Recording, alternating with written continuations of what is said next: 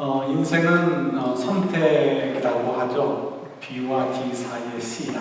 그래서 태어났을 때부터 죽을 때까지 선택 하다가 끝나는 것이 인생이다. 이렇게 이야기를 합니다. 예, 맞습니다. 선택이죠. 선택. 우리가 무엇을 선택할 것인가?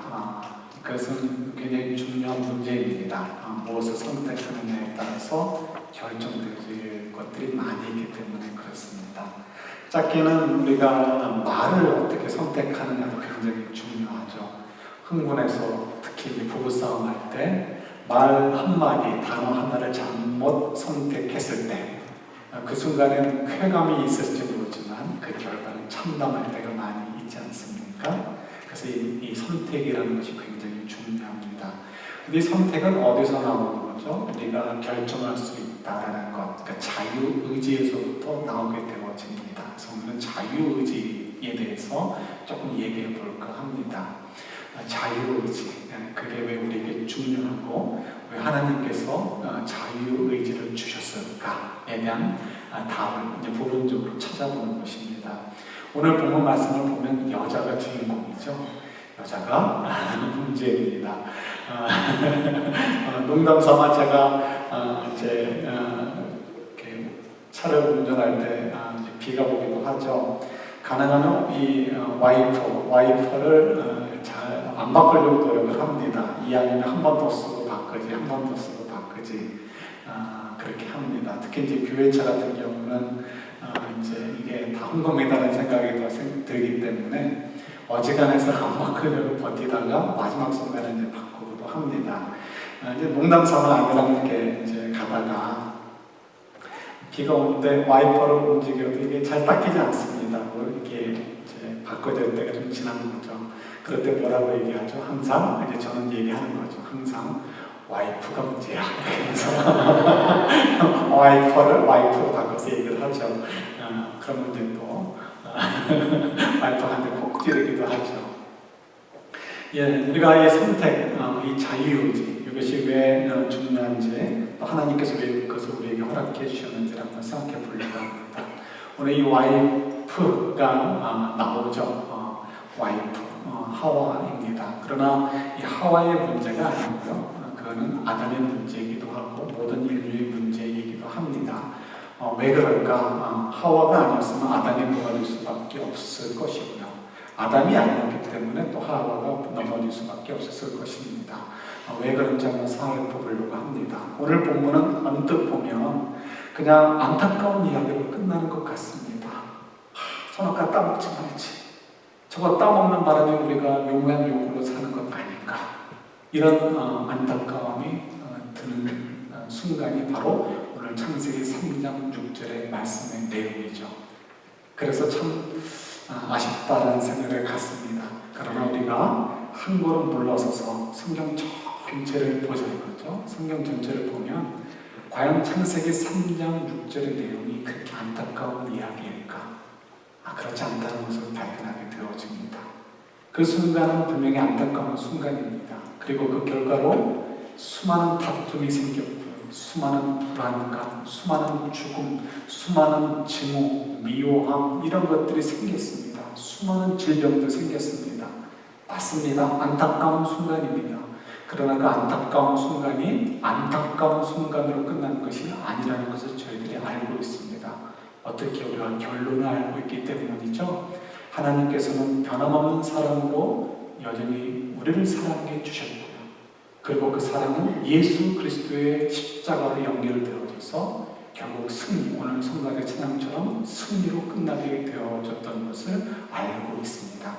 그런 면에서 저희들이 이것이 안타까운 일은만으로 끝나는 것은 아니구나 하는 것을 확인해 볼 수 있습니다. 이거를 조금 더 자세히 살펴보면서 우리도 인생을 살다 보면 자유의지에 의해서 선택할 때가 많이 있습니다. 그때 우리가 때로는 안타까운 결정을 내릴 때도 있죠. 그러나 우리가 주님 안에 있을 때 그것이 안타까운 일로만 끝나지 않는다는 것을 조금 우리가 확인해 보았으면 좋겠습니다. 우리 하나님께서 이렇게 우리에게 주신 것들 가운데 몇 가지 가지 특징이 오늘 본문 속에서도 나옵니다. 그 중에 대표적인 것이 뭐냐면 인간은 이런 존재다라는 거죠. 어떤 존재다? 자유의지를 가진 존재다. 그러니까 저희들은 자유의지를 가진 존재다라는 것을 볼 수가 있고요. 두 번째는 그런데 그 자유의지는 항상 옳은 결정만 할 수 있는 것이 아니구나. 항상이 아니고 항상은 벌벌 뻥 쳐버리죠. 우리의 자유의지라는 것은, 선택이라는 것은 언제든지 혹은 더 많은 부분에 있어서 잘못된 결정을 할 수도 있고 하는 것을 알 수가 있습니다. 이걸 조금만 더 자세히 한번 살펴보도록 하겠습니다. 우리 이 창세기 3장 6절 말씀을 읽었는데요. 한 장 앞으로 가면은 2장이 있겠죠. 2장 9절 말씀 한번 먼저 보도록 하겠습니다. 2장 9절 말씀 한번 같이 읽어볼까요? 여호와 하나님이 그 땅에서 보기에 아름답고 먹기에 좋은 나무가 나게 하시니 동산 가운데는 생명나무와 선악을 알게 하는 나무도 있더라. 지금 이제 에덴 동산에서 이제 마지막으로 이제 하나님께서 하신 일들 가운데 하나를 보여주시면서 나온 이야기죠. 아름답고 먹기에 좋은 나무가 많이 켜졌습니다. 그리고 동산 가운데는 생명나무와 선악과 나무를 만들어 놓으신 거죠. 왜 만들어 놓으셨을까? 그 이유가 뒤에 나오죠. 준비된 말씀 한번 같이 보도록 하겠습니다. 16절, 17절 두 절만 봅니다. 여호와 하나님이 그 사람에게 명하여 이르시되 각종 열매는 내가 임의로 먹되 선악을 알게 하는 나무의 열매는 먹지 말라. 내가 먹는 날에는 반드시 죽으리라 하시니라. 아멘. 자, 여기 보면 하나님께서 왜 선악과 나무를 세우셨는가, 만들어 놓으셨는가, 이 서로 다 연결이 되는 내용입니다. 자, 그런데 오늘 좀 더 이쪽에서 한번 바라보자는 거죠. 어떤 쪽에서 이 속에서 특별히 인간은 어떤 존재이다라는 것을 특성을 나타내는 부분을 한번 주목해서 보자는 거죠. 여기 보면 하나님께서 명령을 내리십니다. 네가 어떤 것인지 먹어도 되지만 뭘 하면 안 된다? 선악과 나무는 먹으면 안 된다라고 말씀하십니다. 그러니까 먹을 수 있는 자유가 있다 없다? 있다는 거예요. 사람에게는. 그러나 그것은 선택을 하게 되면 어떻게 된다? 옳지 않다. 생명을 잃게 된다. 하나님과 거스르게 되어진다라는 것을 말씀해 주시는 거죠. 그러니까 다시 돌아와서 얘기한다면 아직 죄를 짓지 않은 아담과 하와에게 주시는 말씀이에요. 그들에게 자유의지가 있다라는 것을 선포하는 내용이 17절입니다. 그러니까 너희들이 먹을 수도 있고 먹지 않을 수도 있어. 그런데 나는 너희들이 이것을 먹지 않기를 바란다. 먹지 말아야 된다라고 명령을 내리십니다. 그리고 먹을 때는 너희가 정령 죽게 될 거라고 말씀을 하시죠. 자, 이걸 통해서 우리가 볼 수 있는 것은 이 이야기는 인간이 가지고 있는 자유의지가 무엇인지를 또 보여주고요. 어쨌든 우리 인간의 특성상 하나님께서 우리에게 주신 특성 가운데 하나는 자유의지가, 내가 무엇을 선택해서 생각하고 행동할 수 있는 자유의지가 있구나 하는 것을 발견할 수 있습니다. 그런데 이 자유의지가 정말 어떤 능력이 있느냐를 좀 확인해 보는 것이 필요하겠습니다. 정말 옳은 일만 할 수 있고 옳지 않은 것은 아니 나에게 유익이 되지 않아 라고 해서 거부할 수 있는 그런 능력이 있느냐는 거죠. 그러나 그건 결론적으로 그렇지 않다는 것을 오늘 본문이 가르쳐주고 있습니다. 분명히 이 말씀은 아담이 들었고 하와에게 얘기한 것 같습니다. 당연히 이야기했겠죠. 그래서 오늘 본문을 보면 눈에 띄는 부분이 있습니다. 다른 것이 아니고 이 부분입니다. 여자가 그 나무를 본즉 먹음직도 하고 보암직도 하고 지혜롭게 할 만큼 탐스럽기도 한 나무인지라. 그러니까 이 말씀을 보면요, 적어도 여자, 그러니까 하와가 이 전까지는 이 나무에 별로 관심이 없었다는 것을 알 수 있습니다. 왜 관심이 없었을까요? 동산 중앙에 있었는데 이유는 다른 데 있지 않았죠? 하나님의 말씀, 하나님의 명령을 들었기 때문에 두려웠을 것입니다. 그래서 아예 가까이 쳐다보지도 않고 가까이 하려고 하지도 않았습니다. 그죠? 그런데 그만 사단이 유혹을 하네요. 유혹을 하는데 좋은 말로 꼬시니까 이 여인의 마음에 흔들리기 시작을 했습니다. 그래서 여인이 조금 관심을 가지고 보게 된 거죠. 나도 이 열매를 먹으면 지혜로워져서 하나님처럼 될 수 있대. 더 이상 하나님의 명령 때문에 내가 이거는 하면 안 돼, 이건 해도 돼 라는 속박에서 살지 않아도 돼, 내 임의로 판단해서 살아도 될 수 있어, 이런 생각이 들게 된 거죠. 그러니까 이 여인이, 이 하와가 그 순간 그런 욕심이 마음속에 훅 들어오고, 그리고 그 욕심을 가지고 나무를 보게 됩니다. 그 나무를 보게 되니까 이전까지는 별 볼 일 없었던 나무, 매력적이지 않았던 나무가 갑자기 매력적으로 보이게 되고요. 그 열매가 먹음직해 보이고 또 좋아 보입니다. 그래서 그 열매를 따서 먹게 되죠. 그리고 먹고 혼자만 먹지 않죠. 남편에게도 주고, 남편도 그 얘기에 꼭 넘어가가지고 동일한 마음인 거죠. 그래서 또 먹게 되고 맙니다. 인간의 자유의지의 특성은 선택할 수가 있습니다. 근데 그 특성 중에 아주 결정적인 흠이 있죠. 그 흠은 뭐냐? 우리 3장 6절에서 보여주신 대로요, 항상 옳은 것을 선택할 수 있는 능력이 없다는 것입니다. 내 생각에는 이것이 나에게 유익이 될 거라고 생각하지만 그것이 나에게 유익이 되지 않는 일들이 너무나 많이 있는 거죠. 그것이 우리 자유의지가 갖고 있는 판단의 불완전성입니다. 우리가 말하는 것, 생각하는 것, 행동하는 것, 나는 내가 옳은 것 같습니다. 그러나 내가 옳다라고 판단하고 생각하고 행동하는 것, 그 선택의 그 결정권 속에, 그 자유의지 속에서는 우리의 불완전함이 사실은 그냥 크게 차지하고 있다는 것이죠. 큰 뱀이 또아리를 틀고 앉아있다가 나의 실수를 기회만 있으면 꿀꺽꿀꺽 삼키려고 하는 것처럼 사실 우리는 그런 불완전 속에 살고 있다는 것입니다. 하나님이 아실까요? 모르실까요? 당연히 아시겠죠. 왜요? 그렇게 창조하신 이가 하나님이시기 때문에 그렇습니다. 그렇다면 하나님께서 왜 그렇게 창조하셨을까요? 하나님께서 왜 우리에게 자유의지를 주셨을까요?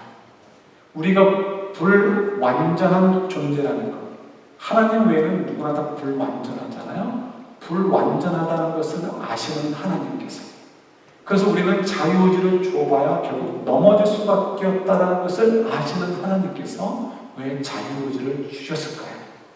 분명히 이유가 있을 것입니다. 이 불완전성은 누구에게나 다 동일하기 때문에 그렇습니다. 어린 사람이 더 불완전하고 나이를 먹을수록 더 완전해지나요? 정반대인 것 같아요. 나이를 먹을수록 더 불완전해지는 것 같고, 왜냐하면 생각할 게 너무 많아요.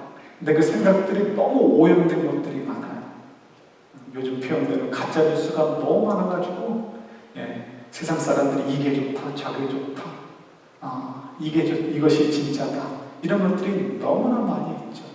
한국 땅만이 아니고 우리가 살고 있는 미국 땅, 전 세계 어느 곳이나 지금만이 아니고 2000년 전, 아니요, 창세 어간부터 지금까지 이런 것들이 사단의 그 권세들 속에 놓여져 있는 것들이 너무나 많이 있습니다. 그래서 우리는 살면 살수록 더 어리석어지고 그리고 더 불완전해지는 거죠. 어떤 면에서 어린아이들처럼 단순할 때 덜 불완전한 것 같다는 생각이 듭니다. 이게 아마 인생의 지혜인 것 같아요. 그래서 우리가 이때 뭘 찾게 되는 거죠? 하나님을 찾게 되는 거죠. 사람만이 아니죠. 여러분, 사단이 있습니다. 사단은 어떤 존재죠? 사단은 우리가 많은 것들을 알지 못합니다. 그러나 사단은 하나님의 한 분이시니까, 세 분이시죠.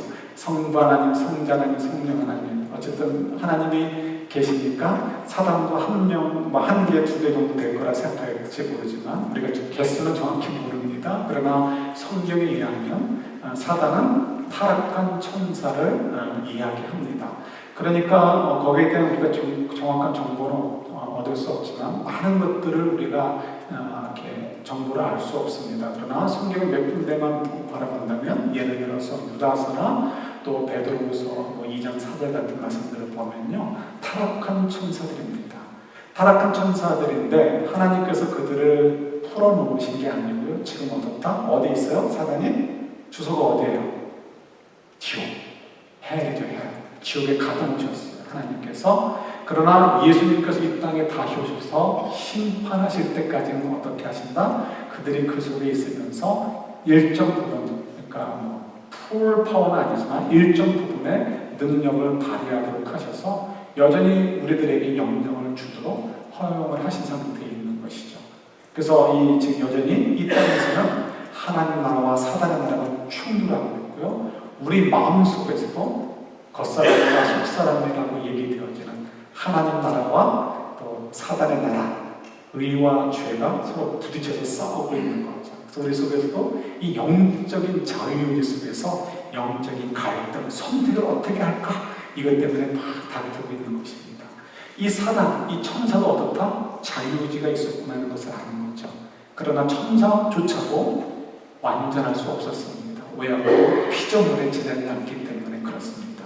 완전하신 이인 하나님께 온전히 의존하고 순복하고 따라갈 때 그때 그도 완전한 것을 유지할 수 있습니다. 그러나 사단은 그 자유의지를 가지고 악하게 사용했죠. 그들 가운데 일부가 하나님께 대항을 했습니다. 그래서 떨어지게 되어지고 그리고 지옥으로 들어가 갇히게 되는 신세가 되었습니다. 자유의지를 옳게 지키는 것이 얼마나 어려운 일인지 우리 다시 한번 확인해 보게 되는 거죠. 우리만이 아니라 천사도 쉬운 게 아닌 걸 아는 것은 확인해 볼 수 있었습니다. 그렇게 어려운 자유의지, 왜 그런 자유의지를 하나님께서 우리에게 주셨을까요? 우리도 불편하고 하나님도 불편하시죠. 그런데 왜 그럼에도 불구하고 하나님께서 내게 자유의지를 주셨을까요? 이유는 다른 거 없습니다. 여러분, 믿음은 뭐라? 관계예요. 관계. 하나님과 우리의 관계는 어떤 관계입니까? 창조자와 피조물, 주인과 종, 명령자와 복종해야 되는 자, 이것도 물론 포함되지만 이거는 어떻게 보면 부분적인 거죠. 껍데기인 거죠. 본질은 뭐예요? 이게 형식이라면 본질은 뭐예요? 사랑입니다. 하나님과 우리의 관계는 사랑의 관계입니다. 하나님이 우리를 어떻게 부르라고 예수님께서 가르쳐 주셨죠? 아빠, 아버지라고 부르라. 하나님과 저희의 관계의 핵심은 선한 아빠, 아버지신 것입니다. 우리가 아빠 애들이 하는 것과 동일해요. 쇼핑몰 가면 깜짝깜짝 놀라잖아요. 아빠 뒤에서 막 그래요. 보면은 다른 나라예요. 인도에나 다른 나라인데 아빠라고 불러요. 아삐 혹은 아빠. 엄마도 비슷한 경우가 많이 있는 것 같아요. 근데 그 아빠라는 말이 한국말도 마찬가지고 아람어도 마찬가지고요. 다 같은 말이에요. 예수님께서 아빠 아버지라 불러 아빠 파테를 할 때 아빠는 아람어고 파테르는 이 그릭입니다. 근데 아빠 이 아람어를 그때 당시 많이 사용했던 거죠. 그러니까 지금 우리가 한국 사람들이 아빠라고 부르는 것과 동일한 단어이고 동일한 의미입니다. 신기하죠? 그렇게 아빠라고 친근한 관계, 그 사랑의 관계가 우리와 하나님 관계 속의 코어 핵심인 것입니다. 그러니까 하나님께서 우리들이 억지로 마지못해서 하나님의 뜻을 따라가는 그런 관계, 그런 원치 않으신 거죠. 사랑의 관계 속에서는 자발적인 동의가 없이는 불가능합니다. 자발적인 동의가 없이도 결혼을 할 수 있습니다. 옛날에 그랬잖아요. 아버지, 어머니, 이렇게 아버지들끼리 결정해서 결혼해, 그러면 결혼하는 거죠. 그러나 그때 결혼한 다음에 자발적인 동기가 생기지 않으면 죽을 때까지 같이 살 수는 있습니다. 부부관계를 유지할 수 있습니다. 그러나 진정한 사랑의 관계는 불가능합니다. 어떨 때 가능합니까? 아버지들끼리 결정을 해줬던, 내가 결정을 했던, 내가 자발적으로 이 사람을 사랑해야 되겠다는 마음이 생길 때 그때 사랑이 될 수 있고요. 그 사랑에 의해서 아름다운 부부관계, 인생을 살아갈 수 있게 되는 거죠. 사람과 사람 사이에도 마찬가지듯이 하나님과 저희의 관계도 마찬가지입니다. 무조건 억지로 이거 하면 안 되고 저거 하면 돼 이런 식으로 해서 따라가가지고요. 종교 생활을 할 수 있을지 모르지만 믿음 생활을 할 수가 없습니다. 뭐가 다를까요? 종교 생활은 우리가 그러듯 척하는 것입니다. 그러나 믿음 생활이라는 것은 진짜 하나님과 우리의 관계 속에서는 드러나는 것입니다. 사람들이 구별할 수 없습니다. 이거는 그럴 것 같아라고 얘기할 수 있을 수 있습니다. 그러나 그거의 진짜의 모습은 하나님과 그 사람과의 관계이기 때문에 우리가 누구도 장담해서 맞다 틀리다라고 얘기할 수 없습니다.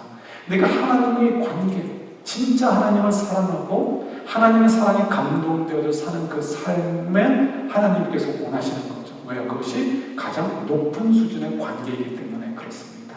그래서 그 사랑의 관계를 갖도록 하기 위해서 뭐가 필요하다고요? 자발적인 동의, 자유의지가 필요하다는 것입니다. 위험하죠? 그럼에도 불구하고 그 하나님께서 주신 이유, 바로 그런 높은 수준의 관계를 유지하고 싶어서인 거죠. 물론 그의 결과로 하나님께서 인간의 언어로 그냥 굳이 표현한다면 귀찮은 일들이 많이 생깁니다. 왜 그렇죠? 모든 인간은, 천사도 그러지는데 모든 인간들은 불완전하기 때문에 완전하지 못하죠. 그래서 이 자유의지 때문에 자꾸 넘어집니다. 넘어집니다. 그럼 그때마다 어떻게 해요? 하나님께서 변함없는 사랑으로 그것을 덮어주고 메꿔주시고 치유해 주시고 또 일으키셔가지고 우리를 또 올바른 길로 인도해 주셔야 되는 거죠. 그런 일들을 무한대로 끊임없이 반복하셔야 되는 것이 하나님의 일이십니다. 그렇게 불편함에도 불구하고 하나님께서 우리에게 자유의지를 주신 이유가 뭐라고요? 계속 반복하죠. 하나님과 우리의 관계가 자발적인 사랑의 관계가 되어져서 그 높은 최고 수준의 관계에 이르도록 하고 싶으셔서 하셨다는 거죠. 그만큼 우리를 사랑하시는 거예요. 그럴 때 저희들이 어떻게 됩니까? 우리 인생 가운데 살면서 힘들 때가 있죠. 넘어질 때가 있습니다. 자유의지를 가지고 뭔가를 선택했는데 이 선택이 틀릴 때가 너무나 많이 있습니다. 너무나 많이 있다 보니까 우리 속에 뭐가 남아 있습니까? 미워하는 마음, 질투하는 마음, 또 어떤 것을 욕심내는 탐욕, 내 중심적인 생각, 이런 저런 것들이 우리 속에 남아있는 결과물들입니다. 우리의 선택들이 잘못되었기 때문에 이런 것들을 해결을 해야 되는 거죠. 근데 이런 것들은 어떻게 해결되어진다? 하나님의 사랑 때문에 우리가 감동되어지고 우리의 그런 이 상처들이나 우리들의 죄악들 속에 하나님께서 임재하셔서 우리들을 고쳐주시고 구원해주시게 되어질 때, 우리를 그곳으로부터 꺼내주실 때 우리가 그 사랑에 감동되어지죠. 그 사랑을 맛보게 되어지고 그 사랑 때문에 우리도 반응을 하게 되어집니다. 그리고 자발적으로 내 자유의지를 발휘해서 저도 하나님께 내 생명을 드리고 싶어요. 하나님, 저도 하나님의 뜻대로 살고 싶어요. 하나님, 저도 제 모든 것들을 다 뿜어서 하나님 그 길을 가겠습니다. 하나님을 사랑하겠습니다 라고 고백하게 되어집니다. 그럴 때 하나님께서 계획하셨던 대로, 그 아름다운 계획대로 우리도 하나님의 그 아름다운 사랑의 레벨로 올라가면서 그 하나님과 그 깊은 사랑의 관계를 유지할 수 있고 누리게 될 수 있게 되는 거죠. 이게 이제 하나님께서 우리에게 자유의지를 주신 이유가 되어집니다. 왜 그것이 아름다운 계획입니까? 우리가 자유의지 때문에 실패하고 넘어지는 것들이 너무나 많이 있습니다. 그럼에도 불구하고 그 속에서 하나님을 경험할 수 있고 그 속에서 하나님의 사랑을 확인할 수 있고, 그래서 나도 하나님 정말 사랑하고 싶어요 라는 그 자발적인 사랑이 폭발할 수 있게 되는 거죠. 그래서 이것이 우리에게 주는 축복이다 라는 것이 오늘 묵상하는 내용이기도 합니다. 자유의지가 얼마나 소중한가, 그죠? 우리 모두는 이런 자유의지를 가진 존재라는 면에서 그런 면에서 참 감사해야 될 존재인 거죠. 비록 우리가 인생을 살면 늘 언제나 후회할 수밖에 없는 잘못된 선택을 하는 존재들이지만 그럼에도 불구하고 하나님의 변함없는 사랑으로 우리를 인도해 주십니다. 그런 변함없는 사랑 속에서 우리를 그 은혜의 자리로 이끄시는 거죠. 하나님과의 그 깊은 사랑의 관계. 그래서 우리 이 자유의지를 가지고 자발적으로 나도 하나님 정말 사랑하고 싶습니다라고 간절히 고백할 수 있는 순간들이 계속 이어져야 됩니다. 그런데 한 번으로 하는 거는 그런 건 없어요. 끊임없이 이어져야 되는 거죠. 매일의 삶 속에서, 그 갈등 속에서 하나님의 사랑을 경험하고 그 사랑을 간절히 사모하는 가운데 나도 이렇게 주체할 수 없는 내 속으로 또 솟구치는 자발적인 사랑의 고백으로 하나님을 찾게 되는 것. 이게 진짜 믿음인 것이죠. 이걸 위해서 주님께서 우리에게 자유를 주셨습니다. 한 가지 얘기를 하도록 하겠습니다. 여러분 아시는지 모르겠는데 찰스 콜슨이라는 분이 계십니다. 러빙 갓이라는 책을 쓴 분인데 닉슨 대통령 시절에 백악관에서 코어였던 사람입니다. 그러니까 핵심 멤버였던 거죠. 그러다가 워터게이트 사건에 걸려가지고 불법을 행했죠. 그래서 교도소에서 7개월인가를 수감을 하게 됩니다. 그때 많은 변화가 있었고 진짜로 본어게인하게 돼서 그래서 이제 인생이 완전히 바뀌게 되어집니다. 그래서 그 후에 쓴 책이 러빙 갓이라는 책입니다. 그 책에 보면 한 가지 이야기를 우리들에게 소개해주고 있습니다. 이 이야기도 어떻게 보면 오늘 말씀과 맞는 이야기가 아닌가 생각이 듭니다. 여러분, 그 이야기의 배경은요,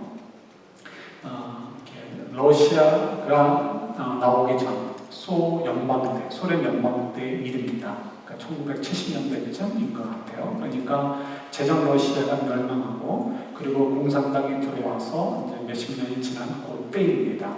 그때 당시에는 굉장히 철권 정치를 하고 있었기 때문에 공산당들이 그래서 소련에서는 인권이라는 게 없죠. 그리고 특히 그 수용소, 정치범 수용소에서는 누가 들어가고 누가 나갔는지도 모를 정도로 그래서 수많은 사람들이 죽었고 수많은 사람들이 인권을 유린당하면서 지내던 시대였습니다. 그때는 그래서 이 소련 시대 1970년대만 해도 이 정치범 수용소에 대한 내용들을 누구도 알지 못했다고 합니다. 그 속에 누가 있는지 모르고요. 또 어떤 일들이 벌어지는 일들이 있는지 모르는 거죠. 그러다가 그 내용이 서방 세계에 갑자기 탁 알려지는 계기가 있었습니다. 언제인지 아십니까? 어느 한 소설 같은 겁니다. 여러분 잘 아시는 솔제니친. 솔제니친이 바로 그 정치범 수용소에 갇혀 있었고요. 그리고 나중에 나온 다음에 그때의 경험을 가지고 쓴 책들을 통해서 그가 노벨 문학상도 받게 되었고 이 서방 사람들이 깜짝 놀랄 만한 그런 어둠이 세계가 있구나 하는 것을 알려지게 되기도 했습니다. 또 여기 저희들이 또 교만하지 않아야 돼요. 거기만 어두운가? 아니죠. 여기도 어두운 데가 있고 다 똑같습니다. 근데 모양이 좀 다른 거죠. 자, 어쨌든 간에 그런 어둠이 있는 이야기 가운데 솔제니친이 경험한 이야기를 하게 됩니다. 그래서 그때 그 경험한 얘기 가운데 한 사람이 소개되어지는데 그 사람이 그래서 존재했었구나라는 것을 알게 되었습니다. 존재했었구나라는 것은 죽었다는 얘기죠. 교도소 안에서 결국 죽게 되었습니다. 그 사람에 대한 이야기를 조금만 나누도록 하겠습니다. 그분은 의사였습니다. 의사였고 그 정치범 수용소에 갇혀 있다는 것은 그 사람의 신분을 보여준다고 합니다. 그가 어떤 신분자인지 어떤 신분자냐면 적어도 러시아 제정 시대에 속해 있던 사람이거나 부르주아는 아니라는 거죠. 왜요? 그렇다면 그는 벌써 총살당했지 살아가지고 이 정치범 수용소에 들어갈 수 없었다는 거예요. 그럼 정치범 수용소, 그렇게 인권 탄압을 당하고 언제 죽을지 모르는 그 정치범 수용소에 들어갈 수 있는 사람은 누군가?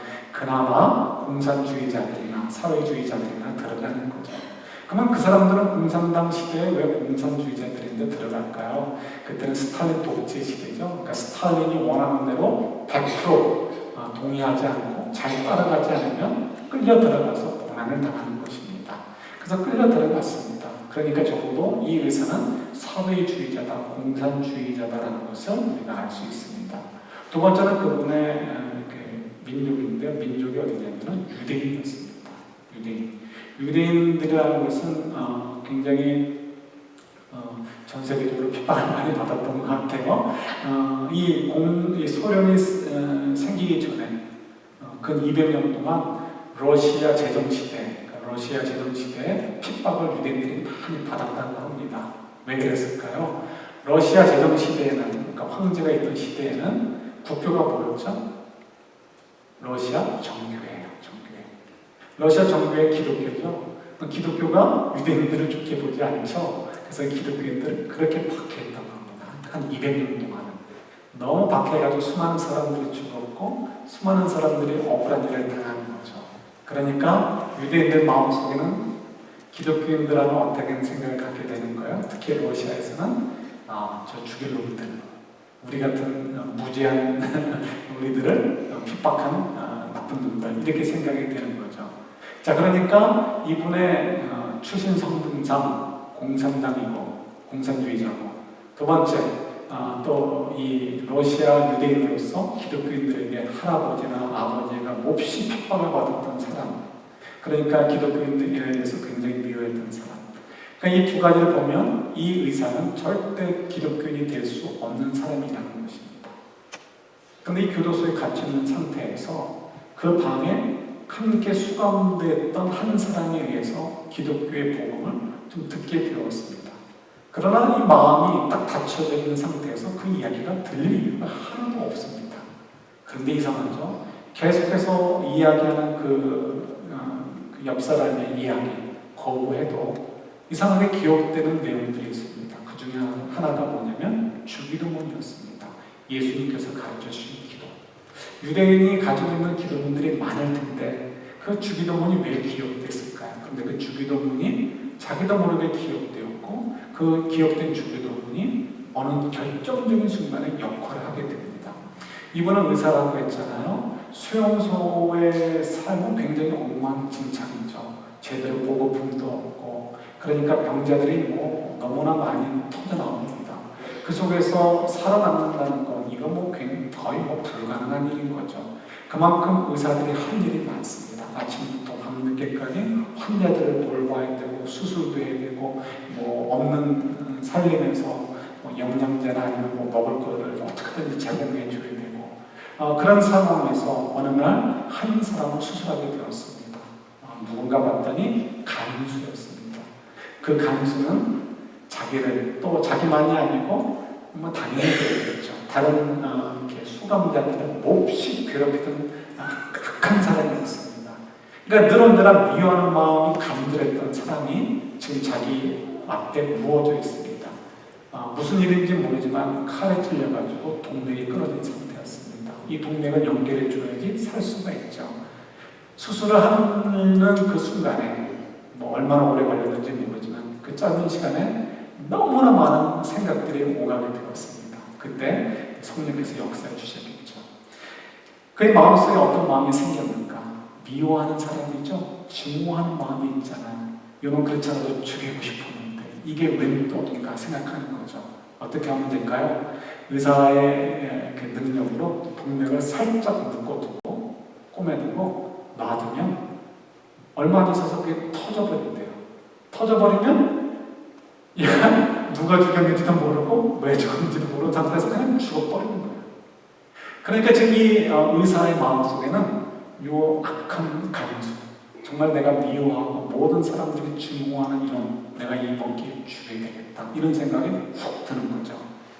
평소 같으면 그렇게 해야죠. 그런데 그 순간에 이상하게 마음이 무거운 것입니다. 깜짝 놀란 거예요. 내가 왜 이렇게까지 미움과 증오로 가득한 사람이 되었을까? 내가 의사이면서까지 이 죽음 앞에 놓여있는 사람을 내가 교묘한 방법으로 죽여야 되겠다는 생각이 들 만큼 왜 내 인생은 이렇게 되었는가? 이런 생각이 드는 거죠. 그때 그 짧은 순간에 많은 생각들이 드는 것입니다. 자기가 생각할 때는 교도소 안에 갇혀있기 때문에 미움과 증오가 가득했다고 생각을 했습니다. 나는 너무 억울하다. 내가 여기 왜 있어야 되는가? 내 할아버지 때부터도 그렇게 핍박을 받았는데, 무지한데도 핍박을 받았는데 나도 왜 죄 없이 여기 갇혀져 있어야 되는가? 왜 이런 핍박을 받아야 되는가? 한탄하고 원망함으로 가득했었던 거죠. 그런데 이 콘크리트 안에, 그 수감소 안에서만 그런 생각이 드는 것이 아니고, 내가 밖에 나가 살아도 여전히 나는 이 마음을 털어버릴 수 없구나 하는 것을 깨닫게 되었습니다. 모양은 좀 바뀌겠죠. 내용은 좀 바뀌겠죠. 그러나 인간이 갖는 그 악한 속에서 오게 되는 그런 미워한 마음, 원망하는 마음, 그런 이런저런 모양의 죄의 결과들이 자기를 떠날 수 없다는 것을 깨닫게 되었습니다. 그때 느껴지는 인생의 무게, 죄의 무게, 그 감당하지 못하는 거죠. 그 순간 자기도 모르게 기억해 두었던, 자기가 기억하려고 했던 건 아니지만 기억되어졌던 주기도문이 자기 입에 자기도 모르게 나오게 되었다고 합니다. 우리에게 죄 지은 자를 사하여 주는 같이 우리의 죄를 사하여 주옵시고 시험에 들게 하지 마시고 다만 악에서 구원하옵소서. 우리가 우리에게 죄 지은 자를 사하여 주는 같이 우리의 죄를 사하여 주옵시고 자기도 모르게 끊임없이 그 말을 중얼중얼거리게 되었고요. 그 순간 어느덧 성령의 역사를 경험하게 됩니다. 자기의 그 원망, 자기의 증오심, 미워함 이런 것들로부터 자유로워질 수 있는 것은 내가 미워하는 사람의 동맥을 교묘하게 꼬매서 그가 죽게 내버리는 걸 통해 내가 쾌감을 느끼게 되면 얻게 되는 것이 아닙니다. 내가 예수 그리스도께 나아갈 때, 예수 그리스도께 나를 맡기게 되어질 때 내 인생이 바뀔 수 있구나 하는 것을 그 순간 깨닫게 되는 거죠. 그래서 그도 모르게 입으로 중얼거리면서 그의 손은 움직이기 시작을 했습니다. 그리고 그 끊어진 동맥을 교묘하게 언젠가 터지게 만드는 것이 아니고요. 절대 터지지 않도록 참고 이렇게 연결해 주었습니다. 그 경험을 한 이 의사가 그리고 얼마 후에 또 한 젊은이를 보게 됩니다. 그 젊은이는 암 때문이었던 것 같아요. 수술을 하고 막 나온 젊은이였습니다. 그를 이렇게 위로해 줍니다. 수용소니까 뭐 마취제가 제대로 있었겠습니까? 그 고통 속에 괴로워하는 그 친구에게, 젊은이에게 이런저런 말을 해줍니다. 그러나 그 속에 바로 오늘 제가 좀 전에 얘기했던 그런 내용들을 크게 얘기해 주면서 이런 일들을 덧붙입니다. 젊은이가 생각할 때 왜 이 어려운 곳에 와서 이런 고통을 받아야 되는가 억울하지? 그런데 조금만 생각해봐. 조금만 생각하면 내가 지은 죄가 보이게 될 것이고 그 지은 죄를 생각하면 그래 나는 이곳에 들어와서 고생하는 것이 마땅한 사람이